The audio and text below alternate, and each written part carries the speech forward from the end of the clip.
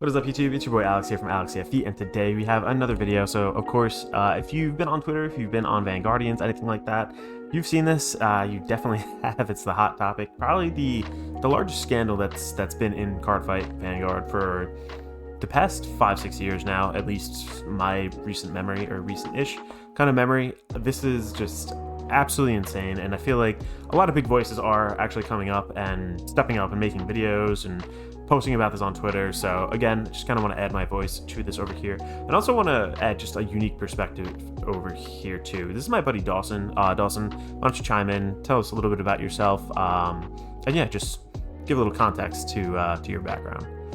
Absolutely. Thank you very much for inviting me, Alex. Big fan of your work, of course.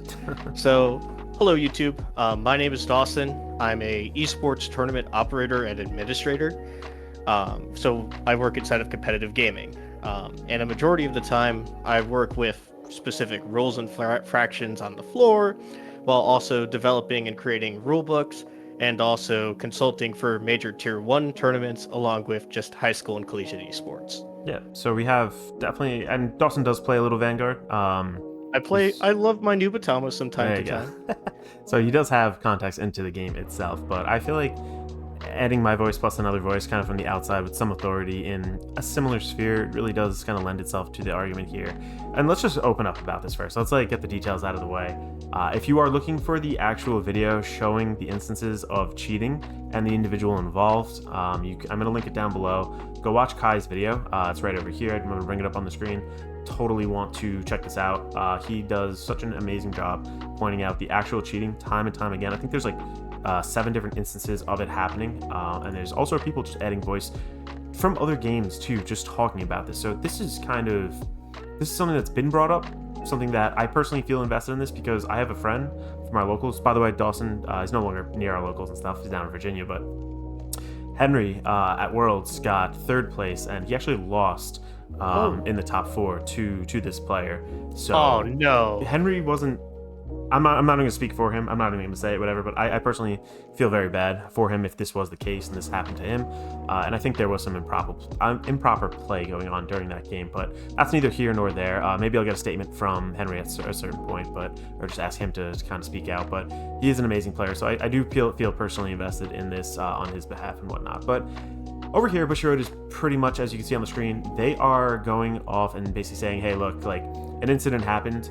We caught it, but it's after the fact, so like we're not going to do anything about it. The player might have been warned, whatever it is. They say they're going to take measures to improve oversight in tournaments and avoid a reoccurrence. I get that, like that's good going forward, totally cool. Also like to remind all players that decks are a non-public area. Care should be taken when shuffling to avoid. That goes without a given. That is a given. That goes without saying. That's what I meant to say. It's this kind of statement, not actually issuing any kind of further punishment, is just so horrendous for the competitive side of this game. First off, let's look at competition first. Pokemon, One Piece, Yu-Gi-Oh! I mean, all these other games, they have such amazing prizing compared to us. So the incentive to go and play in those games is that much greater. Now on top of it, could you imagine Dawson, could you imagine a Pokemon player, an esports player, anybody who was caught cheating numerous times, not being issued some sort of ban? It's kind of just crazy to me. Like, let me hear your thoughts on this. It's definitely a little bit messy, right? One of the big things as a tournament operator is that you have an implicit trust between your players, where you're offering a fair competitive environment for them to prove themselves, while at the same time they need to reciprocate that respect back, right? Yeah. So whenever somebody breaches that trust, you will usually find people on either a you can't compete anymore list, Yep. Which might be referred to as like a blacklist inside of certain competitions. We've seen players banned for things as simple as, while inside some competitions you might have a major screen behind you while you're playing on a computer in front of you, and that screen behind you is for spectators. We've seen players who were banned for swiveling around inside their chair and just looking up, right? Yeah, 100%. And we've also seen people retroactively get banned as well. There's a Smash Brothers tournament that happened a while back, where a player would change the rules inside of the game, since you could change the settings around inside of it, to make it more advantageous for his character so that he would get a clear and distinct advantage during the game. And that was found after the set was played, and they are not welcome to that event anymore. I mean, that's just like a common logic. Like that is, think about this, and I know we discussed it previously. Somebody commits a crime. The person's not discovered at the time, but somebody goes back, checks security footage, sees that, that person maybe stole something, whatever the case was. They're then punished for their crime.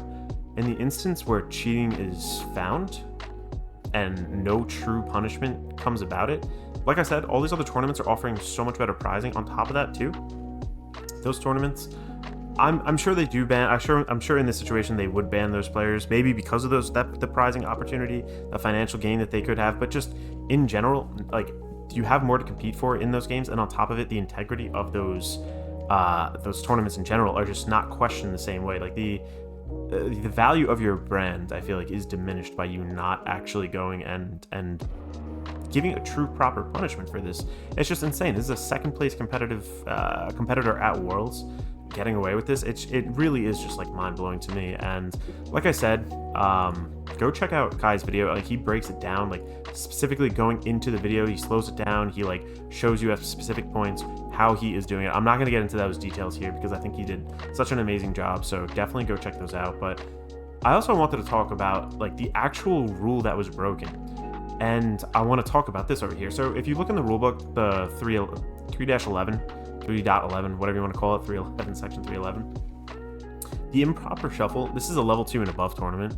The caution, it's a caution, a warning, and I assume it's something else after that.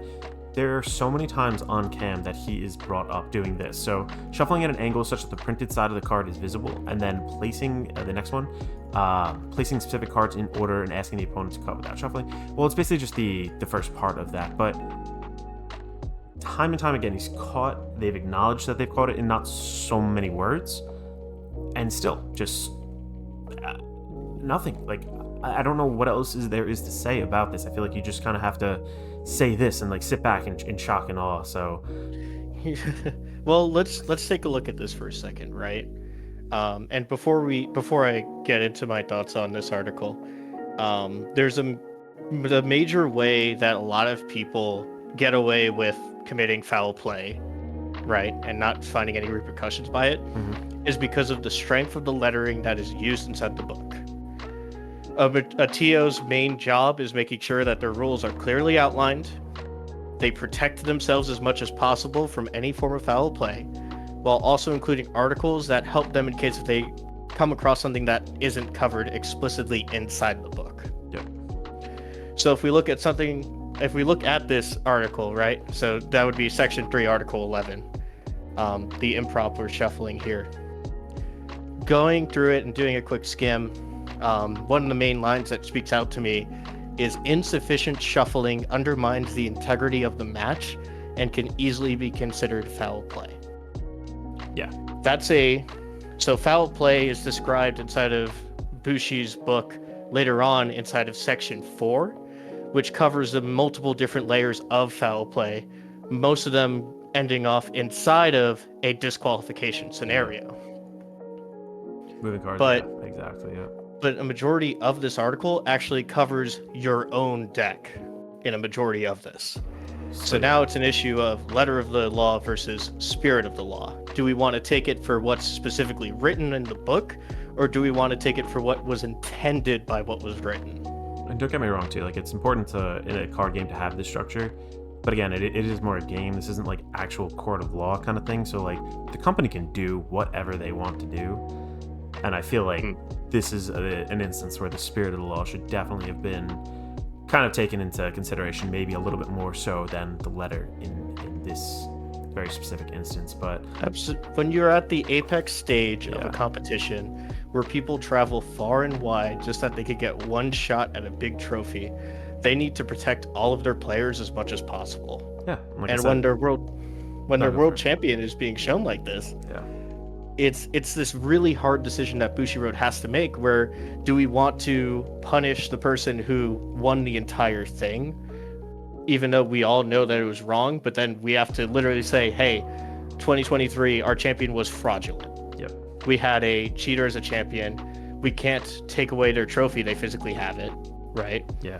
We can't take away the prize, they physically have it, or they probably sold it. I know those prize cards go for a lot of money. Yeah, they definitely can. Yeah, absolutely. But so how do we retroactively punish this person? Yeah. And I think that was a majority of the conversation inside of Bushiroad's table, and they probably couldn't come up with anything that would have made sense at that point in time. But I figure we're gonna have to look at section 4 eventually, so we could talk a little bit about what they could have done. Yeah. I think also looking at past bans and other things of that nature, like once upon a time, I feel like they were ready to. They did kind of use the ban hammer. Like I remember multiple different instances. I remember specifically the one I wanted to bring up. I think it was like sometime between 2019 and 21. I think it was probably like 19 or 20. I forget exactly who it was. I couldn't find necessarily the article, but there was a player who took their certificate. I think it was like a top 4 certificate or something like that, or top 8 maybe. I don't remember exactly what it was, but they recorded themselves ripping it in half, and that player was issued a ban for like the rest of at least that competitive season. So this is like I'm not disagreeing with that. I'm saying that that's completely fine. But if that's the severity that you're going to do in that instance where the person's not, messing with the integrity of the actual game, of the competition, that's more just like an external thing. And I get it. It's completely disrespectful. I personally would ban that player too. I'm not saying that's the wrong thing to do. But if you're going to give that, but then not actually ban a cheater after so many prominent voices in the community, so many players have like spoken up about it. That's another subject I kind of want to get into also, because our mutual friend Ootman, he's talked about it. Jake Demios on Twitter, like there's so many people I see kind of saying these kind of things too. I think, like I said, they feel that this game has been. These are people who travel. They spend a lot of money to go to these events, and for you to now see that cheating is quote unquote okay. Like, I'm not saying all TOs would be like this. I'm not saying all tournaments are going to be compromised like this. But if this is at the highest level, what they're going to do, if you're not caught in that very moment, it takes a lot of credibility away from the actual event, and it takes away a lot of their motivation. And why would they not go play other games? Why would they not, like, these are good card players in general. Like, they could play other games if they wanted to. Why would they not go do that? Why would they not chase bigger, better prizing, things of that nature? Just something that is a little bit more worth it overall. So I feel like that's something they have to consider. And I'm not saying there's going to be some mass exodus from Vanguard over this. Like, I'm not trying to overreact or whatever. I'm just trying to get my frustrations out in a video, and I feel like echo a lot of what I've heard and really put that out into the world. And that's pretty much the statement that I got from Alec on this. So okay. I'm gonna leave that at looking at the situation, I could feel that frustration, and I definitely empathize for the other various competitors who do dedicate a lot of their craft to this game, right? And it's disheartening to see, right? Because it goes back to that trust thing that we were talking about before. If you don't trust your tournament operator to protect you and the environment that you're in, it's disheartening to want to spend money on travel, lodging, time investing into the game so that you can get to that point. However, there was, going back to the statement that they said too, they are planning on finding ways of mitigating this in the future, right? I don't know what those kinds of things are, and it would have been nice to see something like that inside the original statement, but we know that they are working on something. And I would personally like to see that something before I hang up my dominate when striding upon shoes. So yeah, I mean, it definitely stinks, Yeah. Tough situation all around, but it is what it is at this point. Just feel like all you can do is kind of let your voice be heard, your opinion known, and we kind of move on from here. But I would like to thank you guys all for tuning in today. I would like to also thank you, Dawson, for stopping by. I definitely appreciate you hopping on, talking about this with me, and just venting a little. My pleasure. I'm always a good reciprocal for any venting needs, shape or form. Yeah. But before we sign off, I just want to say that if you are a player and you see something like this and you disagree with it, right? It's good to be able to just read through everything, right? A good couple of articles to review, as is the previously mentioned 3-11, which is improper shuffle, and then 4-1, which is specifically regarding cheating. The floor rulebook could be interpreted in multiple ways, but whatever interpretation you have is the one that you should definitely take to heart and you should just keep in mind, right? And if there's ever any issues, it's good to speak out. It's good. Tournament operators do read a lot of how the community feels and what's going on, and we like good criticism.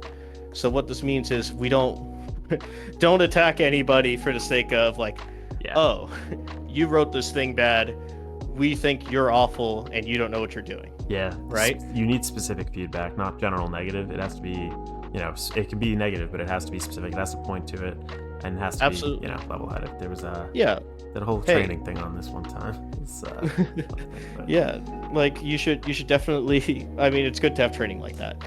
But I would recommend just refocusing it on, hey, we read through Article 311. Yeah.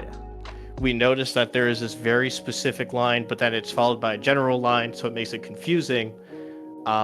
If there was more clarity on this, then I would feel more comfortable participating in the future. Yeah, something of that nature. But yeah, that's really all I got today, guys. Thank you again for tuning in. If you are interested in purchasing any of the cards that we are discussing here today or anything, we do have a TCG player link down in the description below. Absolutely no cost to you. You can help support the channel by shopping through that link. Never ask you guys for money, donations, anything like that, so using that link definitely helps me a whole lot. And if you guys are enjoying the content, make sure to hit that subscribe button, possibly consider leaving a like on the video. I definitely appreciate it. Thank you again. This is Alex from Alex CFP, signing out.